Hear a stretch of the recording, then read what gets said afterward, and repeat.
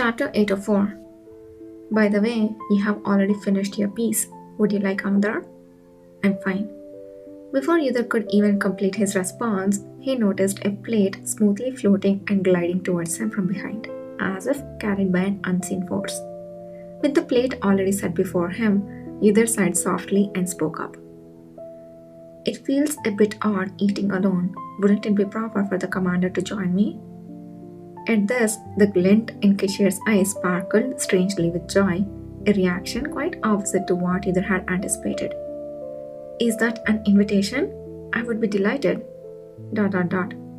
Kishir really did cheerfully bring a new fork. Watching him, either suddenly realized something. Come to think of it, have I ever made such an offer before? In their relationship, it was almost always Kishir who made such casual offers. Whether it was for walks or meals, it was mostly him. The only time either had offered food was when he had simply cooked some fish and berries Kishir had caught and picked during a spontaneous retreat to the cabin. That was hardly an invitation. Either realized anew that apart from his intense feelings for Kishir, he had never really seen him as someone to whom he could comfortably make offers. Despite their differing status and rank, he knew it wasn't common in a relationship as close and intertwined as theirs. This was in stark contrast to his interactions with his cavalry comrades, with whom he had often exchanged small favors. Even then, it had never been either initiating the offers, but he had always seen it as natural to reciprocate in some way, such as planning a new training schedule without feeling burdened by it. Either you are thinking planning a new training schedule is how you reciprocate for the favor, but I don't think your members see it that way. I'm sure they appreciate the gesture to make them stronger, but I don't think that is what they think. Oh, this kitty cat, he doesn't know any social cues. From his perspective, these were all natural actions, but he wondered if Kishir might have felt differently, causing a slight ache in his heart. I shouldn't have refrained from such gestures just because I never did in a past life. Thinking of making offers to Kishir Lahore made him first recall memories and feelings of rejection. Perhaps that was the biggest reason he had only ever accepted Kishir's offers until now. But the Kishir in front of him now was overjoyed at the mere suggestion of sharing the cake. Why do you look so? There is still plenty prepared. Don't worry, I won't eat too much. Either's thoughts were abruptly interrupted by the man's naturally surprised expression. I wasn't staring because I'm hungry. But why do you keep offering this all of a sudden? Helam came to nag me, Kishir answered with a small laugh. She said, you seemed thinner than when you were in the capital. What is the Lord doing? She asked. She's right, now that I think about it. We haven't had proper time together because of various events. I deeply regret that. What are you talking about? As either expressed his astonishment, Kishir let out a deep sigh and caressed one cheek. And it's not just Helam.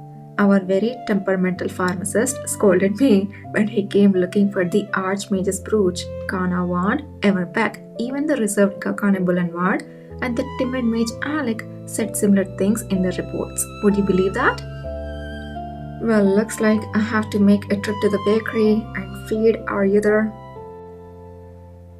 No, I'm a grown adult capable of taking care of my own meals. I have eaten enough and there hasn't been any significant change in my body, so why? I know everyone says that because they know my assistant speaks so harshly to himself. Kishir said with a smile, cutting off either's speech. It's natural to worry and be concerned as much as one cherishes and loves. ... And I do too. Either looked down at his hand, awkwardly holding a fork, and let out a long breath. He felt he could never win against this man. How could he refuse when Kishir spoke so earnestly? making it embarrassing and awkward to deny him. Very well, bring as much as you like. I will eat it all. Yes! These sweet, fluffy, sugary moments are what I'm living for. At this resolute response, Kishir burst into laughter. Yudhit did not understand why he was laughing so heartily, but he found the sight of his laughter pleasing after a long time. Afterward, Kishir drew towards either 5 different types of sliced cakes and various pastries all at once, explaining the major clue that led him to firmly believe that Alexandre was indeed a spy. You might have guessed, but it was largely thanks to the previous game's story. When I looked back at the worst choices and answers that could have occurred in the current situation based on what happened then, I began to see new information that could have been missed. So, where did Alexandre Balfours try to pass the red stone? It definitely wasn't one of the 4 major ducal houses, Kishir replied thoughtfully. Wait, really? I thought it was Diarca family.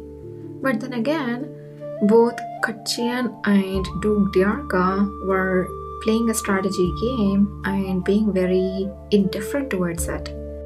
I thought they might have tried to eliminate Kishir, but they don't really have to if they know that he has this broken vessel that is in the imperial family and he would eventually die. So they just have to bide their time and just stay behind. And we do know that Duke Diarca is the guy who kind of like stays in the shadows or in the behind and puts random people in the front and not the person who takes action. So I guess my hypothesis about that is wrong. So if not the 4 major ducal houses, who would it be? The minor noble houses? I mean, no, they don't have this thing to kill or assassinate Kishir. Is it the southern people? That might be it. They are strangely obsessed with this whole cracks, balance, and whatnot, and the redstone definitely, tilted the balance one way very heavily. So they probably wanted to grasp that power. Could be it. It definitely wasn't one of the 4 major ducal houses, Kishir replied thoughtfully. They might have been curious about the red stone, but not desperate enough to obtain it, nor did they find it particularly appealing. From their perspective at the time, it would have been more beneficial if His Majesty the Emperor recovered it and brought it to the capital without them lifting a finger. They would have been willing to lend a hand if it meant embarrassing Kishir and the cavalry, but as far as the red stone was concerned, there was no reason for the 4 major ducal houses to take such a risk. Either agreed with this. That makes sense. Then it must be a foreign country. Specifically, I believe it's from the south. Ooh, look at my brain working. It was a statement affirming the identity of the enemy, still shrouded in mystery despite 2 timelines of experience. Many of the phenomena observed by Suns overlapped significantly with the traditional signaling system used in the south, utilizing natural features. It's not used for military purposes, but perhaps they thought it useful enough to teach to an imperial like Alexandre for communication.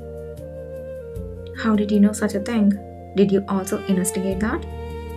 It wasn't because of this incident. I already knew. How so? When Nathan and I wanted to play secret tricks as children, we needed our own codes that even the smart people in the palace couldn't easily decipher.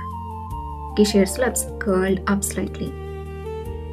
Back then I thought it was cool and fun, using hand signals from traditional games of other countries that others ignored or implicit signals unknown in the empire to sneak out of the palace and play. Thanks to this, Kishir was able to quickly identify a candidate during his conversation with Suns. Maybe those childhood antics were useful in some way, Kishir mused with a smile. I agree, you should let the kids play and not restrict them. You should let them fail.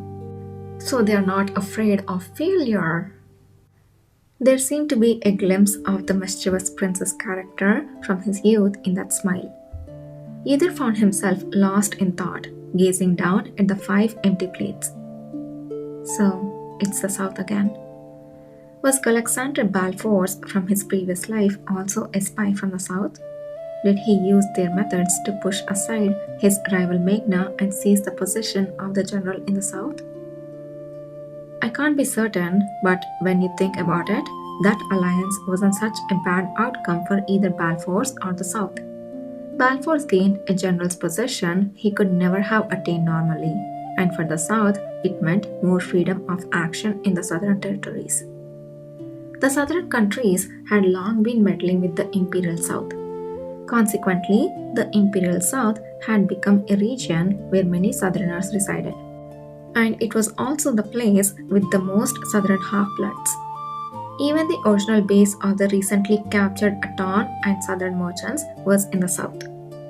Although General Balfours from the previous life had not been on good terms with the cavalry and had been slow to respond to the great calamity in the south, he had been diligent in one aspect. That was during the time Emperor Katian decided to engage with the southern countries, and Balfours was responsible for gathering and conveying the southern countries' perspectives. Being in a position to represent the emperor's will, yet well informed about the southern countries, and being the least politically problematic figure, he was naturally seen as the ideal choice for the role of the general of the south. And indeed, he had performed the task quite diligently. Considering that the beginning of the southern countries' interactions with various countries north of the desert started with its exchange with the Our Empire, it was a significant achievement. Oh, so this guy definitely did play a major role on diminishing the empire's power, making the southern people infiltrate first in the south and not responding to any of the disasters because, he obviously knows they are the people who are causing it. And they probably just said, don't be in this place at this time. And he would simply turn a blind eye and not respond with the cavalry, who's obviously trying to see the southerners are the problem. And this guy is just ignoring everything and made connections with the southern countries to the empire and made Katian do these investments that kind of sunk into the bottom of the ocean. Okay, this guy needs to be removed ASAP. Furthermore, they were as quick as us to realize the usefulness of the Awakener's abilities. There might not be a direct organization like the cavalry, but who knows how many more capable Awakeners like Aton and his subordinates exist. There had always been countries covertly vying for the redstone. However, the meticulousness and preparedness shown by the southern countries over the years were on a different level compared to those nations. The determination of those people, which he hadn't considered too important in his previous life, now came to him with a chilling clarity. He looked down at the last empty plate and spoke. It seems there is one more thing to ask Aton about. Not long after, a new visitor arrived. It was Lady Myra, the first princess of Honey, bringing news of the official funeral of the second Prince Ashraf. She was dressed in a funeral-appropriate black attire with a short veil and placed a letter directly on Kishir's desk. The letter, encased in a black envelope adorned with a white leaf, was a traditional noble's funeral invitation, signifying the importance of inviting esteemed guests to the deceased's final journey. It's been a while, Your Grace, Duke Paleta. I hope you have been well. Of course, but you, Lady Myra, look rather tired. Are you all right? I wish I could say I am, but sadly, that's not the case. Lady Myra's lips curled faintly behind her veil. While it's one thing that my father finally arrived, the situation became quite noisy with the arrival of an uninvited guest. An uninvited guest? It's the youngest son of the Diarca family. Ooh, we are gonna get some key moments. Ugh, Kachin is also here. It's time to bring this brat down.